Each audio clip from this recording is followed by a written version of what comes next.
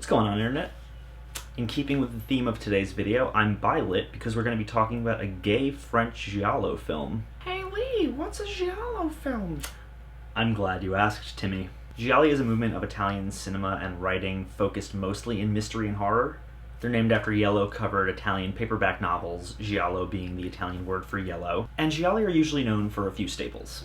Beautiful women being butchered by a black-gloved killer, a crazy, plucky soundtrack, and incredibly stylized camera work and lighting.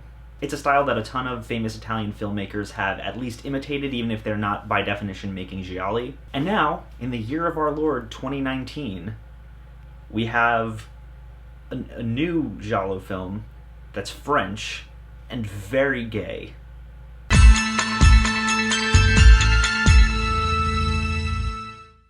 Je pensais pas que c'était possible d'aimer autant, aussi longtemps. Tu dois m'aimer. T'es à moi, Louis. À moi, à moi, à moi.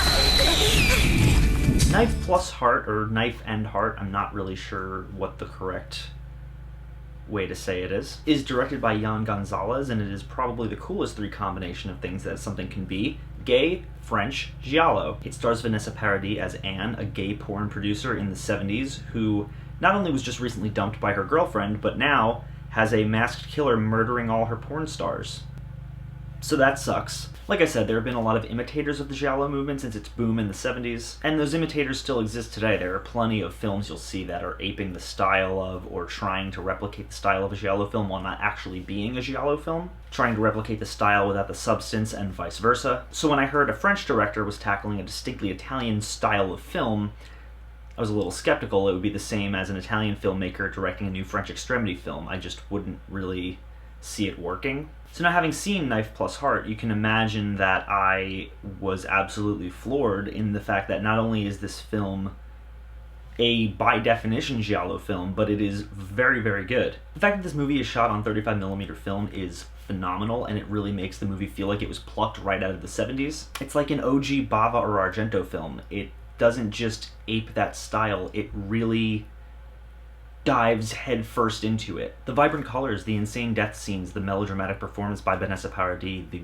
wonderful score by M83. It's not an imitation, it's not a movie cashing in on the aesthetic. It's the real deal. It fully functions and stands on its own as a giallo film, for better or worse. What I really love about this film is the way it flips that movement on its head. Gonzalez has such a clear understanding of the subgenre, and you can tell in the clear passion and emotion that are running throughout the entirety of this film. He understands the nature of the style he's playing with, and he subverts it beautifully as a result. Swapping out the genre's usual hero types with a determined lesbian gay porn director, and the expected damsels in distress for sexualized gay porn stars, that's kind of genius. He delves into the seedy underworld of the French gay porn industry in the 1970s and holds the entire story there. And he utilizes that scene beautifully to deliver some really intense horror and some really discomforting scenes and some really good campy moments. I mean, the first scene of the movie is a leather-clad killer tying a guy down like he's gonna fuck him, only to pull out a dildo that, surprise, is actually a switchblade, and stab him in the ass repeatedly until he dies. All while bathed in intense bylighting like this. And as the killings go on, Anne gets the brilliant idea of fighting back through art, and she does so by writing the real-life murders into her newest over-the-top crime porno homicidal.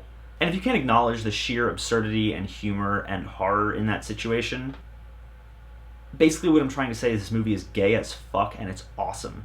Honestly, I would love to hear what people with lenses specifically rooted in the LGBTQ+ community have to say about this movie. I want to know what they think it has to say. I will say, though, that it's absolutely badass how unapologetically gay this movie is, especially given that giallo generally is a highly misogynistic movement. And seeing this movie tip the stereotypes on their head, it's just beautiful and campy and stylish and gory, and really damn entertaining all at the same time. Sure, the plot kind of stops making sense toward the end and starts getting a little nonsensical and unbelievable, but that's kind of the point. That in and of itself is such a staple of the genre, and it just works. Basically what I'm trying to say in this long-winded, convoluted way is that Knife Plus Heart is a really, really solid entry into the whole giallo movement. It's a badass modern giallo flick that feels like it could have been pulled out of the genre's heyday. The fact that I'm not even calling it a love letter to the genre and I'm flat out calling it a giallo flick speaks volumes. That is impressive, and it shows just how well Gonzalez did his job. I'm going to say that Knife Plus Heart is solid, and you should definitely check it out, especially if you're a fan of the old school giallo murder mysteries of the 70s. It's stylish and campy and gory and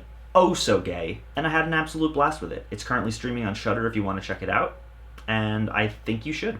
As always, guys, thank you so much for watching. If you like this channel and you want to see more, click down there, like, comment, subscribe. I have a Patreon link down in the description if you want to donate and help this channel grow and be like these cool people here, help us make new, better quality content for you all to enjoy. But even if you don't, thank you so much for watching anyway, and I will see you all very soon.